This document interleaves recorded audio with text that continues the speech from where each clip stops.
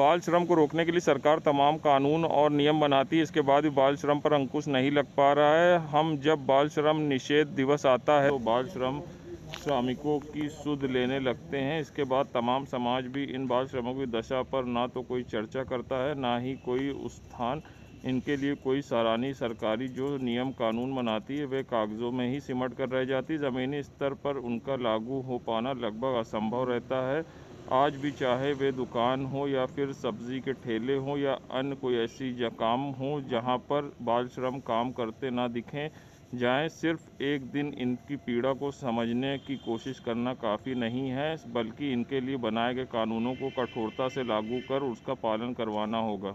अगर मैं कानूनों की बात करूं, अगर जो कानून बच्चों के लिए बनाए गए हैं बाल श्रम उन्मूलन के लिए, अगर उस कानून की बात करूं तो जो कानून बनाए गए हैं उसको इम्प्लीमेंट करा लिया जाए। कराने वाला न्यायपालिका, कार्यपालिका सब मिलकर आपस में काम करें तो आपसी सामंजस्य के साथ कुछ बदलाव हो सकता है। और दिन प्रतिदिन अगर मैं यूपी की बात करूं तो इंडिया में यूपी पहले स्थान पर है। बाल श्रम की हम बात करें, यूपी, बिहार, राजस्थान, मध्य प्रदेश, महाराष्ट्र, ये हमारे इंडिया के ऐसे राज्य हैं जिनमें बाल श्रम बहुत अधिक है, 52%। ये पिछले आंकड़े मैं बता रही हूँ, अभी रिसेंट आंकड़े नहीं आए हैं कि बच्चे इतने प्रतिशत बच्चे बाल श्रम में लगे हैं। 52% बहुत बड़ा आंकड़ा है जो बाल श्रम का है, जो बच्चों के लिए काम करते हैं संगठन। ये आंकड़े उनकी तरफ से दिए गए हैं कि आप खुद सोचिए, 52% बच्चे जहाँ पर जिस देश के बाल श्रम में लगे होंगे तो उस देश का भविष्य क्या होगा। बच्चे गरीबी के कारण श्रम करते हैं और बहुत सारे बच्चे रास्ता भटक कर गलत काम में लग जाते हैं।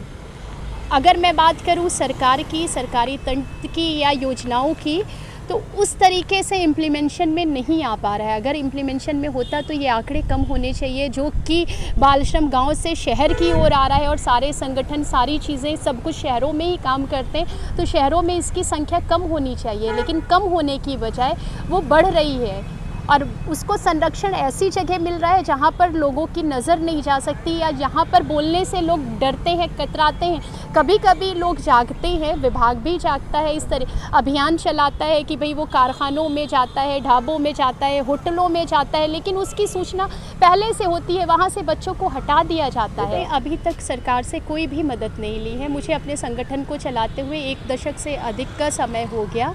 मैं अपने संसाधन और अपने हिसाब से काम करती हूँ और ईश्वर ने जिस योग्य बनाया है मुझे, मैं उसको करने की कोशिश करती हूँ। और हमसे जुड़े हुए जो लोग हैं उनके माध्यम से उनको जो भी मदद चाहिए वो उपलब्ध कराने की कोशिश करती हूँ। सरकार से किसी तरीके का कोई अनुदान नहीं, लेकिन सरकार की योजनाओं तक जो भी हमारे संपर्क में आते हैं, सरकार की जो भी कल्याणकारी योजनाएं हैं, हमारा प्रयास होता है कि भले ही वो बाल श्रमिक हैं या किसी भी वर्ग के तबके के लोग हमसे संपर्क करते हैं, हम उनको सरकार की विभिन्न कल्याणकारी योजनाओं से जोड़ते हैं और जो भी मदद कर सकते हैं उनको वो उपलब्ध कराते हैं।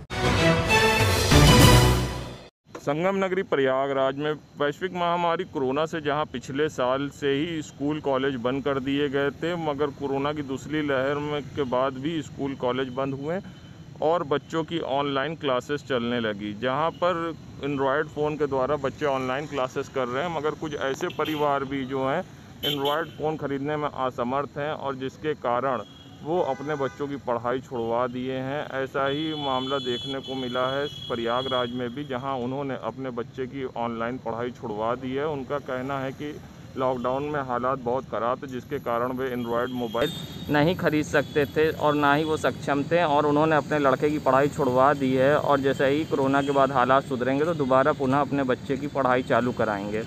क्या पापा के पास टच स्क्रीन फ़ोन है ही नहीं है और क्या कहते हैं, लॉकडाउन से मेरा पढ़ाई छूट गया है। कहाँ पढ़ते थे? सरस्वती शिशु मंदिर में। क्या नाम है? चाँद कुमार। पढ़ाई छुड़ाने के इसलिए लॉकडाउन के कारण जो है इतनी कमाई हो नहीं पा रही है कि हम एंड्रॉयड मोबाइल खरीदें जो कि ऑनलाइन पढ़ाई करा सकें। अभी तो इसलिए बच्चे स्कूल जा भी नहीं रहे, स्कूल बंदी चल रहा है जो है, और वैसे पढ़ा नहीं पा रहे क्योंकि हमारे पास एंड्रॉयड मोबाइल है नहीं। अब ये लॉकडाउन के कारण जो है कोई उतनी वो कमाई तो हुई नहीं है कि मोबाइल ख़रीद लिया जाए, इसलिए जो है पढ़ाई नहीं करा पा रहे हैं जो है। अब जो है स्थिति सुधरेगी तो उसके बाद फिर पढ़ेंगे बच्चे।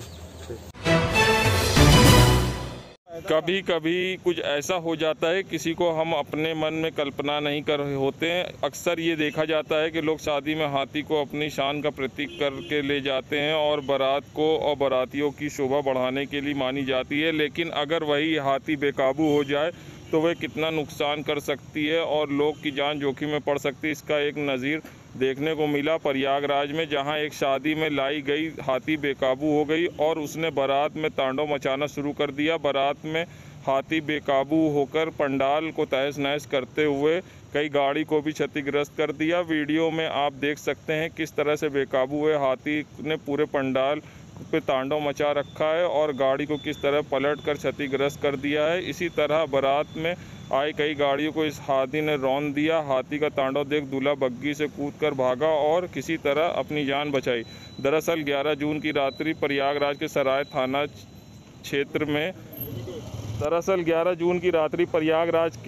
थाना क्षेत्र में एक बारात पहुंची, जहां विवाह की शोभा बढ़ाने के लिए हाथी और घोड़े को भी ले जाया गया, जिसमें एक हाथी ने बारात स्थल पर अपना आपा खो दिया। जनवासे में लगे टेंट और कई फ्लोर व्हीलर को क्षतिग्रस्त पहुंचाई एवं गांव के कई घरों को क्षतिग्रस्त किया। वैश्विक महामारी कोरोना में जहां लोगों से बार बार लॉकडाउन नियम का और कोविड गाइडलाइन का पालन करने के लिए कहा जा रहा है, वहीं धरातल पर ये सारी चीज़ें नदारद दिखाई दी।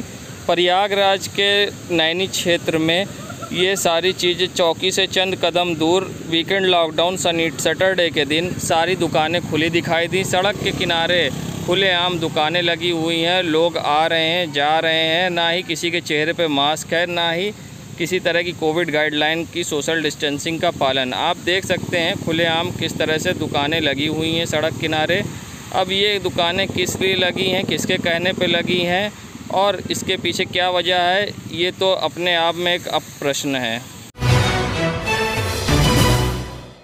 संगम नगरी प्रयागराज में एडीजी प्रयागराज प्रेम प्रकाश द्वारा गूगल मीट के जरिए जोन के सभी जनपदों के वरिष्ठ पुलिस अधीक्षक व फील्ड यूनिट व कंट्रोल रूम के प्रभारियों के साथ अपर पुलिस महानिदेशक जोन प्रयागराज व पुलिस महानिरीक्षक प्रयागराज द्वारा गूगल मीट ऐप के माध्यम से समीक्षा कर फील्ड यूनिट को साक्ष्य संकलित कर घटनाओं की त्वरित अनावरण करने हेतु निर्देशित किया गया, साथ ही जिनमें एविडेंस बेस्ड पुलिसिंग के लिए वैज्ञानिक अन्वेषण के बारे में भी चर्चा की गई। आज प्रयागराज जोन के सभी जनपदों में एविडेंस बेस्ड पुलिसिंग के बारे में बैठक की गई और जिसकी अध्यक्षता हमारे एडीजी साहब ने किया।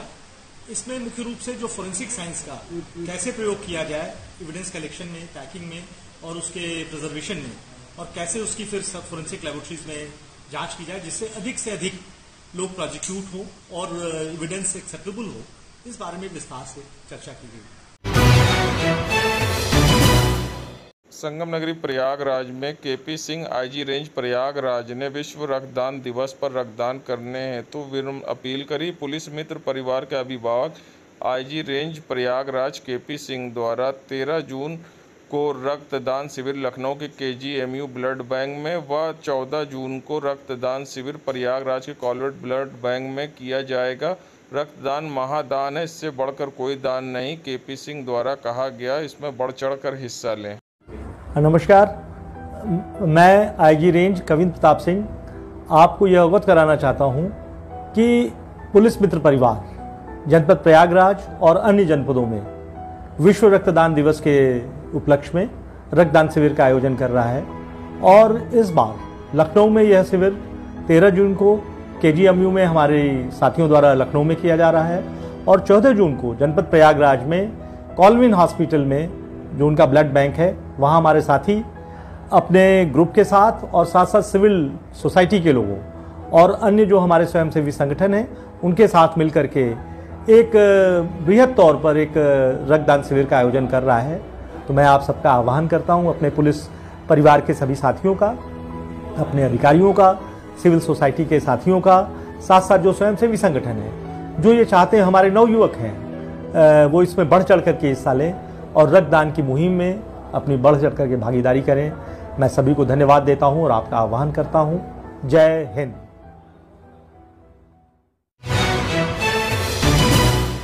संगम नगरी प्रयागराज की चिकित्सा सुविधाओं को बेहतर बनाने के लिए समाजसेवी विजय द्विवेदी को शहरवासियों का समर्थन मिल रहा है। विजय द्विवेदी ने केंद्र और राज्य सरकार से प्रयागराज में एम्स की स्थापना की मांग की है। इसी मांग को पूरा होने के लिए वे लगातार जन समर्थन जुटा रहे हैं और इसी क्रम में आज विजय द्विवेदी ने भारतीय जनता पार्टी से एमएलसी सुरेंद्र चौधरी से मुलाकात कर समर्थन मांगा।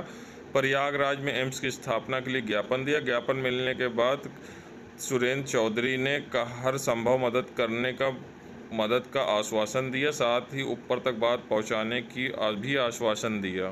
प्रयागराज में एम्स की स्थापना को लेकर के विगत 1 माह से हम लोगों का आंदोलन चल रहा है। इसी क्रम में आज इलाहाबाद विश्वविद्यालय के हम लोगों के छात्र जीवन के साथी और एमएलसी सुरेंद्र चौधरी जी को हम लोगों ने ज्ञापन सौंप करके यह मांग की कि प्रयागराज में एम्स स्थापना की दिशा में आप सहयोग करिए, और उन्होंने तत्काल मुख्यमंत्री जी को और केंद्रीय स्वास्थ्य मंत्री जी को पत्र लिख करके यह मांग की कि प्रयागराज वासियों की जनभावना को देखते हुए प्रयागराज में एम्स की स्थापना की जाए। विजय द्विवेदी हैं, छात्र नेता हैं इलाहाबाद विश्वविद्यालय, और उनके साथ भाई अध्यक्षगण और काफ़ी लोग हैं। और इन लोगों से मैं विगत कई महीनों से देख रहा हूँ, फेसबुक में भी चल रहा है एम्स का मांग को लेकर, क्योंकि स्वरूप पुरानी हॉस्पिटल है मेरा, ठीक बात है, मगर जिस तरीके से दिल्ली के यहाँ के व्यक्ति बीमार होकर दिल्ली जाता है, उसी के तर्ज पे प्रयागराज के नौजवानों की मांग है और सभी का यह डिमांड है कि प्रयागराज में एम्स हो जाए। एम्स के लिए जो एक विचार चल रहा है, इन लोगों का जमीन अभी बताया नहीं गया है कहाँ है, मगर मेरे विचार से मैं अभी एसडीएम को संज्ञान में लिया तो लगभग नाहर ददोली के पास 400 बीघे ज़मीन है, और विजय जी के बताया के अनुसार कि हड्डियाँ भी कुछ ज़मीनें हैं।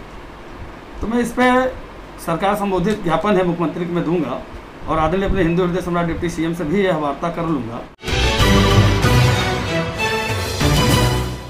संगम नगरी प्रयागराज में तेज़ आंधी व हल्की सी बारिश में जहां जनजीवन अस्त व्यस्त हो गया, वहीं नैनी थाना क्षेत्र के पीडीए कॉलोनी में पांडे चौराहे के समीप एक पेड़ बीच सड़क पर गिर गया, पर रोड पर किसी का न होने के कारण एक बड़ा हादसा होने से बच गया। पेड़ गिरने के कारण रास्ता बाधित हो गया, जिससे आने जाने वाले लोगों को थोड़ी समस्या का सामना करना पड़ा। वहीं नगर निगम को अब ये भी ध्यान देना होगा कि इससे पहले भी सिविल लाइन में एक पेड़ जर्जर हालत में था जो आंधी की वजह से गिर गया, और आज ये पेड़ पीडीए में गिरा है, और आगे भी कहीं ऐसा हादसा ना हो, इसके लिए पेड़ों को चिन्हित कराना चाहिए, जिससे आगे कोई बड़ा हादसा ना हो सके।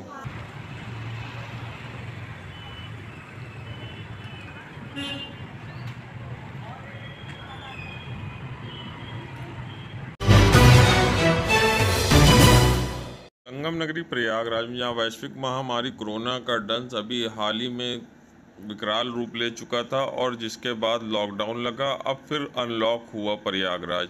मगर आज जब रात में रियलिटी चेक करी गई तो खुलदाबाद थाने से लेकर और करेली तक कोई पुलिस नहीं दिखी रास्ते में, और लोग आराम से आते जाते दिखाई दिए, और ना ही किसी को किसी तरह खौफ। जबकि वीकेंड लॉकडाउन सैटरडे संडे सरकार द्वारा लगाया गया है, मगर इस वीकेंड लॉकडाउन का कोई मतलब नहीं दिखा। जब लोग खुलेआम सड़कों पे घूम रहे हैं, आ रहे हैं, जा रहे हैं, जब कोई न रोकने वाला है न इनको टोकने वाला है, खुलेआम ये कहीं भी आ सकते हैं, जा सकते हैं, तो इस वीकेंड लॉकडाउन का मतलब क्या हुआ? ये अपने आप में एक बड़ा सवाल है, जब लोग खुलेआम सड़कों पे देर रात घूम रहे हैं और अपने घर की ओर जा रहे हैं और आ रहे हैं।